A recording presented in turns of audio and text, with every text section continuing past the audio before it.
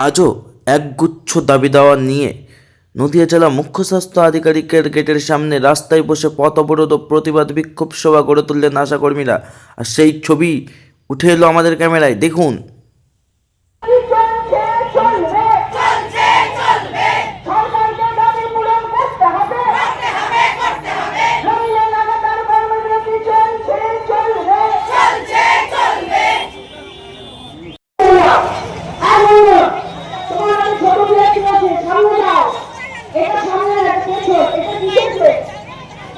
বসা